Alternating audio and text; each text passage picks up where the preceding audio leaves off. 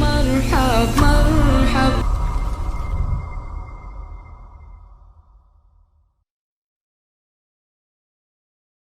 Benim Adam Muhammad Gozi Basayev, Kafilah International Islamic School'dan Altenci kuşak olarak mezun oldum ve şimdi Türkiye'de okuyorum. Hadi kafilah okula başvurmaya başlayabilirsiniz.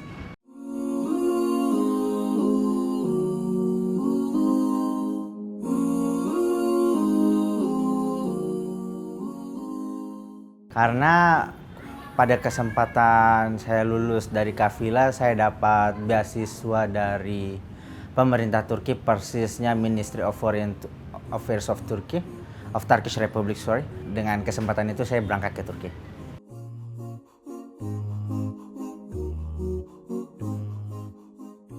Saya kuliah jurusan teknik mesin. Untuk pada awalnya saya berkuliah di kampus Eskişehir Osman Gazi University.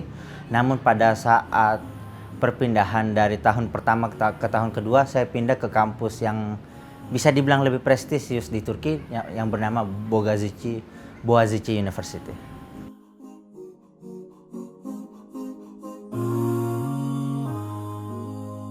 Why you prefer Turkey rather than other countries? Karena Turki adalah negara dengan populasi muslim, adalah sebuah negara Eropa yang kita bisa bilang sebagai the new generation of the modern secular Ottoman. Karena itu kita mungkin bisa milih Turki, soalnya percaya nggak percaya banyak sejarah yang bisa kita pelajari di Turki.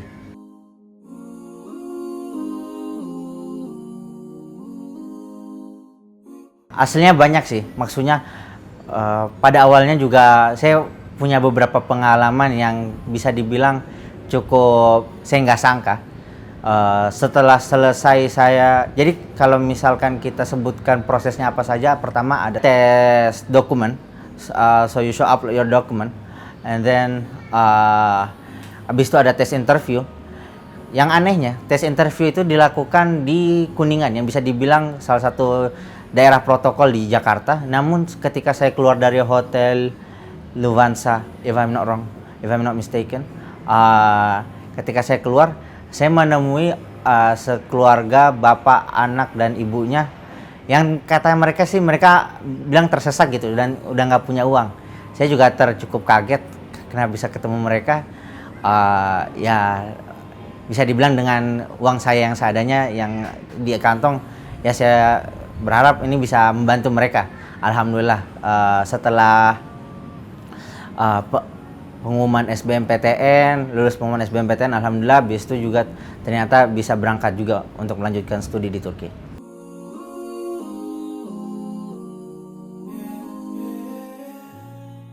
Kalau kita bandingkan dengan Indonesia, pasti Turki adalah sebuah asimilasi kultur antara Europe dan Asian. Pasti itu sudah tidak perlu dipertanyakan tentang apakah Turki sekuler atau enggak. Turki adalah sebuah negara yang sekuler.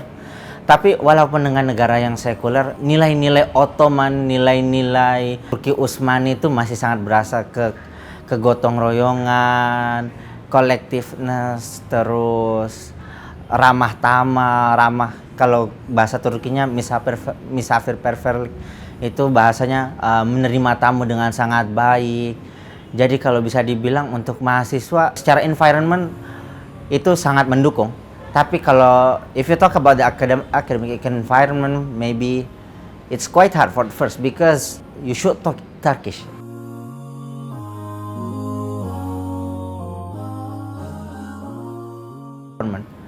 Jadi yang namanya Turkiye Burslari. Jadi pada tahun pertama kita harus mengambil Turkish Language Preparation School. It is mandatory for a year. Jadi semua penerima beasiswa, apakah language of education mereka nanti pakai bahasa Inggris atau bahasa Turki, tahun pertama mereka harus belajar bahasa Turki sampai tingkat level C1.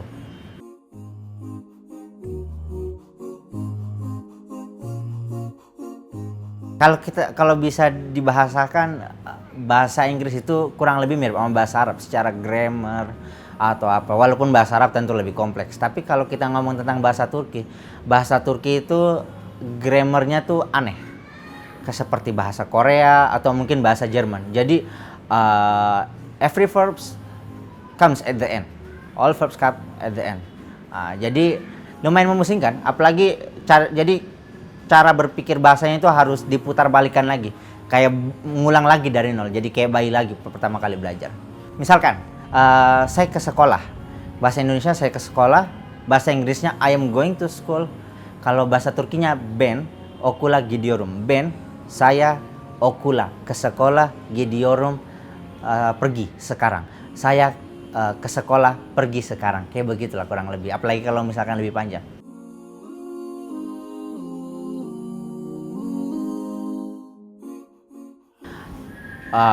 Bersyukur sekali saya lama sekolah di Kafila, kurang lebih selama 6 tahun. Untuk pertama culture shock mungkin bisa dalam field of food and beverage, no problems at all. Tentang hospitality, mereka orang yang sangat baik, ramah tamah, dan mereka justru sangat open sama para foreign students, apalagi kalau foreign studentsnya sholat di masjid. Cerita aja kalau misalkan kamu seorang foreign student, apalagi sering ke masjid, biasanya kakek-kakek tua atau misalkan orang-orang masjid itu sangat menghargai kalian. Hidup kalian insya Allah terjamin. Cerita teman saya, dia setelah pindah dari asrama ingin buka apartemen baru. Tentu teman-teman yang di luar negeri pasti tahu kalau buka apartemen itu sangat ribet, kayak harus buka dari apartemennya, depositnya, siapkan semua aparatus dalam rumah, kitchen, terus living room, kamar, semuanya ditanggung sama orang masjid. Jadi dia cuma hanya bayar untuk uang per bulan rumahan, semua kulkasnya, kompornya, ovennya, semuanya, kasurnya, sofanya disiapkan sama orang-orang masjid.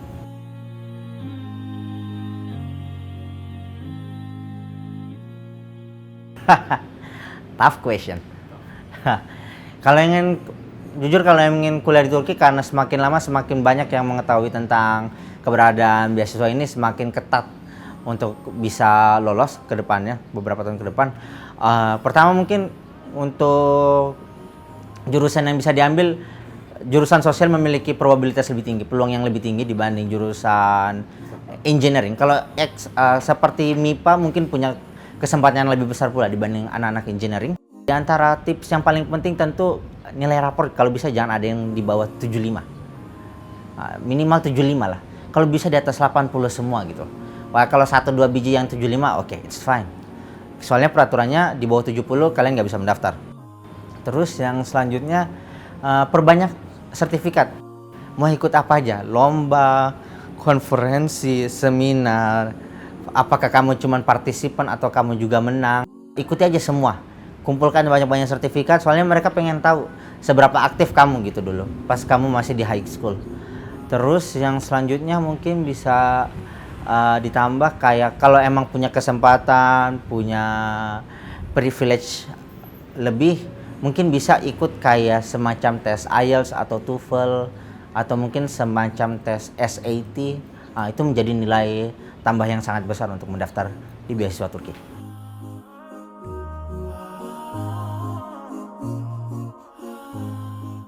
Itu kembali lagi ke pribadi masing-masing, tapi kalau misalkan ditanya apakah susah menemui teman-teman yang baik di sana?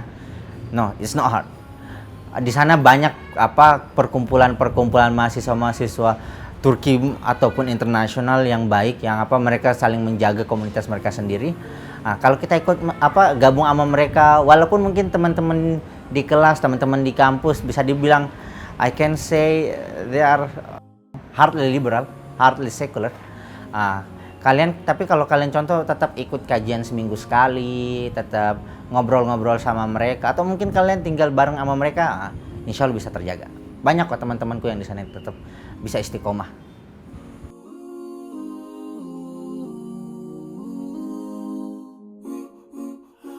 Saya masih kalau nggak salah sekitar saya hari Ahad atau hari Seninnya atau hari Selasanya saya sudah sampai di Indonesia. Hari Jumatnya secara resmi Presiden Erdogan meresmikan bahwa Hagia Sophia akan digunakan kembali sebagai masjid, dan itu ditandakan dengan penggunanya sebagai tempat untuk sholat Jumat. Yang saya bisa lihat waktu itu beberapa hari sebelumnya saya masih sempat di Turki. Jadi sempat kayak ada semacam demo begitulah bahasanya kalau bisa dibilang. Itu ingin ngantar teman saya ke bandara. Biasanya bis itu lewat depan Hagia Sophia yang ke bandara. Tapi karena hari itu udah full, nggak bisa orang lewat. Dari tram aja udah kelihatan nih bahaya kalau turun. Nggak bahaya sih, maksudnya rame banget turun. Bisa kelihatan bahwa itu jadi sebuah perbincangan hangat waktu itu. Tanggapannya udah jelas. Hagia Sophia pada awalnya kan memang begini, sejauh yang saya tahu Hagia Sophia itu pada awalnya gereja pada zaman Bizantium. Lalu ketika penaklukan Muhammad Al-Fatih tahun 1453, gerejanya dijadikan menjadi masjid. Masalahnya gerejanya dijadikan jadi masjid namun atas nama Yayasan Muhammad Al-Fatih juga. Jadi Hagia Sophia itu bukan atas nama Kesultanan Turki Utsmani, bukan, tapi atas nama Yayasan Wakaf Muhammad Al-Fatih yang dimiliki Muhammad Al-Fatih. Pada akhirnya ketika Turki yang dulunya sebuah Kesultanan Turki Utsmani berubah menjadi negara Turki Republik Turki, Mustafa Kemal Atatürk merubah fungsi Hagia Sophia menjadi museum.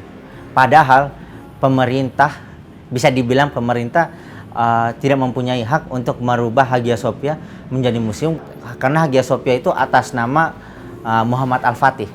Jadi pada dasarnya apa yang dilakukan oleh Bapak pendiri Republik Turki agak kurang tidak bisa dibenarkan.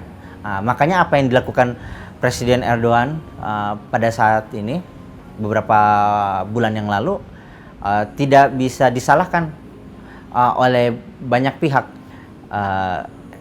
Akhirnya berhasil, golnya Hagia Sophia digunakan sebagai masjid kembali.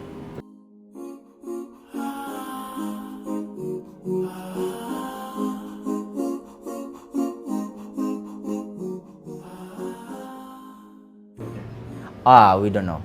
We don't know at all.